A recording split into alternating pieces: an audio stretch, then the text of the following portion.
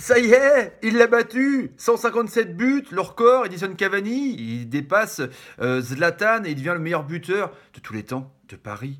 Oh, c'est quand même assez énorme. Salut à tous, footeuses et footeux de ma famille. C'est Thomas, fin du match entre le PSG et Montpellier. 4 buts à 0, un doublé de Neymar, un but de Cavani et un but de l'ami Di Maria qui a été très bon. Je vais en parler. Je reviens sur le petit sondage sur Dijon. Oui, vous êtes unanime pour que le DFCO, vous pensez qu'ils vont se maintenir largement en Ligue 1. On leur souhaite évidemment que ça arrive. Un petit sondage aussi sur un joueur parisien en fin de vidéo. Restez attentifs. Sur le match, donc la composition d'équipe de Emery, franchement, il a fait un peu tourner, mine de rien, le milieu de terrain, donc Verratti n'était pas là, Thiago Motta est toujours blessé, du coup il a mis Rabiot en milieu droit, il a mis Draxler en milieu gauche, et en sentinelle Lo Celso qui continue mine de rien à prendre ses marques.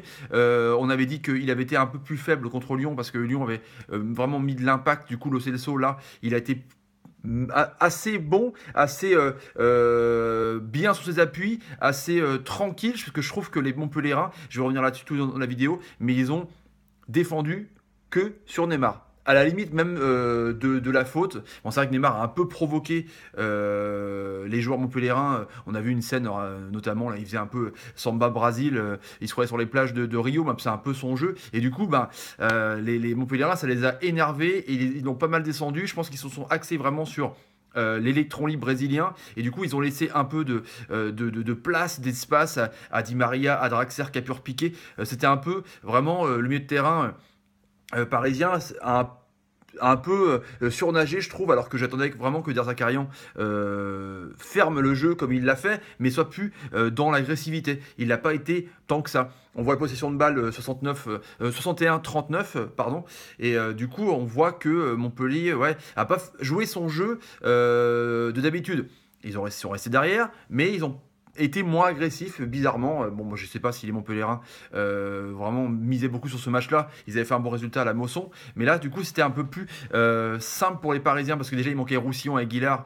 Les deux ailiers qui sont vraiment à droite, qui jouent presque milieu quand ils montent à la défense A5. Du coup, c'était un peu. Il y avait Mukele, du coup, il y avait du Hilton, il y avait du Congrès.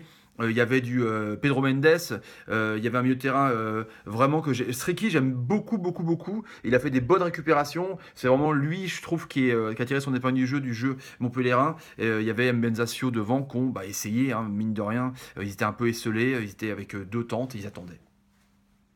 Ils attendaient les ballons. Que ça vienne. Pour le Paris Saint-Germain, donc Kipembe avec l'ami Thiago Silva au Monstro qui était de retour, Kurzawa, Meunier.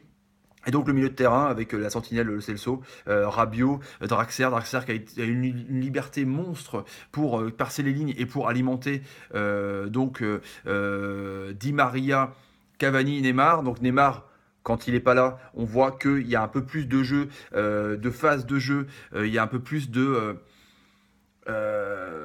propositions des autres attaquants. Ça redescend un peu plus. Là, quand Neymar là, il prend le ballon et on voit qu'on monte sur lui, donc les Montpellier sont montés sur lui, et il a tendance à reculer pour chercher la brèche, mais il est tellement facile techniquement, évidemment, qu'il passe, et du coup, après, ça peut aller très vite. Il est peut-être un peu perso sur certaines actions, alors qu'il pourrait passer. Il attend vraiment la dernière faille, au dernier moment, pour y aller, mais en tout cas, voilà, il y a eu un bon Neymar quand même, mine de rien. On va revenir du coup sur ce but de Cavani avec Rabiot, 4 passes D de Rabiot pour l'ami Cavani. Rabiot quand même qu'on a dit qui ne veut pas jouer sentinelle. En même temps, personne ne veut jouer sentinelle dans ce club. On verra si Las Diarra, qui était dans les tribunes avec ses belles lunettes, et Mbappé qui va mieux, qui reviendra normalement début février contre Lille. On verra si qui c'est qui prendra ce rôle de sentinelle. Enfin, ce sera inquiétant quand même que ce rôle de sentinelle soit pour Las Diarra, alors qu'il vient d'arriver. Il a fait 5 matchs dans l'année. On verra bien. En tout cas, Rabiot, du coup, est beaucoup plus mobile, a beaucoup plus de place pour avancer. En même temps, quand tu lui proposes autant d'espace, Rabiot, il y va. C'est un bon perceur de ligne. Et du coup, il a fait une belle passe D pour le but de Cavani, qui a voulu enlever son maillot. Il a dit c'est trop serré. Non, il veut peut-être pas prendre un jaune pour être bêtement suspendu et du coup pas pouvoir battre le prochain record. Zlatan, 113 buts en Ligue 1 et il est à 109, Cavani. Plus que 4 encore pour battre notre record. Donc 157 buts, Cavani, grand joueur, grand attaquant. Bon, il en loupe, hein. À un moment donné, il y a une passe de Di Maria exceptionnelle. Il y a Neymar, et c'est comme s'il fait un tacle pour aider Montpellier. Tu vois, pour aider Hilton, il a fait un beau tacle. Enfin, bon, il en loupe, c'est clair, mais il en met tellement. Et voilà, donc il va marquer Paris. Je pense que le Parc était super content. Et du coup, sur cette main de Pedro Mendes, la scène était rigolote parce que du coup, Cavani prend le ballon. Alors, communication, body language, voilà. Et il donne le ballon à Neymar. Voilà, pour dire, voilà, on clôt le débat, l'équipe, et arrêtez de dire que voilà qu'il y a des problèmes au sein du vestiaire, allez vous faire foutre, de toute façon, tout va bien. Voilà, donc c'est vrai que l'équipe, voilà, ils font pratiquement là-dessus, sur Neymar, sur le PSG, tous les jours il y a quelque chose. En même temps, on est peut-être un des seuls pays à avoir un seul quotidien sportif en France. Il y en a moult dans les autres pays, nous on en a un. Donc forcément, il y a une opinion. Donc forcément, c'est un peu compliqué quand même d'avoir une contre-opinion ou des contre-avis d'autres experts de foot. Donc voilà. Donc ça veut dire un peu ce que ça veut dire. Du coup, bah, Neymar marque le penalty parfaitement. Et qu'est-ce qui se passe sur une superbe encore action où Di Maria, avec une passe aveugle à la basket, là, voilà, magnifique passe à la Scottie Pippen pour Jordan. Et du coup, bah là, Cavani fait une magnifique balle piquée où bah, Neymar, ça lui tombe dedans. Je pense que c'est le but le plus facile qu'il met. Ça lui tombe dessus, il n'a plus qu'à la pousser du genou. Superbe. Et puis, bah, Meunier, le quatrième but. Meunier, je l'adore. Non pas que ça soit bien que Alves soit suspendu, parce que je pense qu'il a quand même pris cher par rapport à d'autres joueurs qui ont fait des têtes contre tête, hein, contre les arbitres, en l'occurrence Turpin.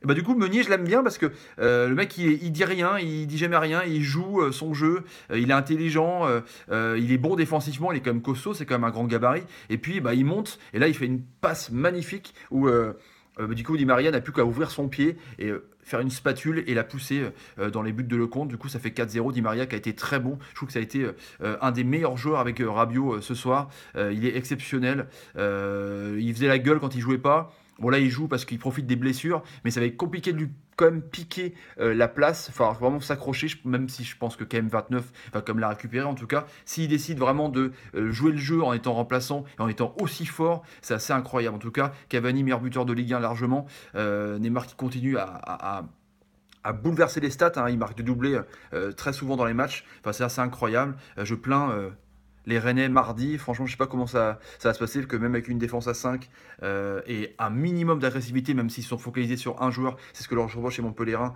ça va être compliqué contre Paris qui caracole avec 59 points, 71 buts marqués, meilleure attaque des 5 grands championnats d'Europe.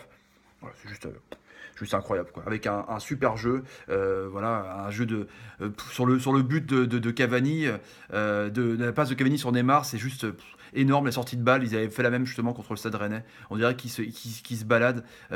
C'est assez incroyable. Même à la fin du match, en sortie de balle, où Nkunku qui a fait une super rentrée, on voit que même en jouant simple dans leur surface à la Barcelonaise de l'époque, ils arrivent quand même à sortir le ballon, c'est assez incroyable. Donc voilà, grand match de Paris encore au parc, 4-0. Et Montpellier qui reste 7ème à 31 points. C'était pas non plus le but. Petit sondage que je vous pose sur l'attaquant parisien Cavani, là-haut, au-dessus du player, le petit carré blanc, répondez, est-ce que pour vous, Edison Cavani est le meilleur numéro 9 d'Europe? Est-ce que Edison Cavani est le meilleur numéro 9 d'Europe? Voilà les amis, je vous répondrai les réponses du sondage dans la prochaine vidéo, demain, hein, sûrement. Allez, salut les amis, à bientôt. Ciao, ciao, ciao, ciao. Salut. Cavani, quand même. Sous-coté ce mec pendant des années, mais là il montre qu'il est fort.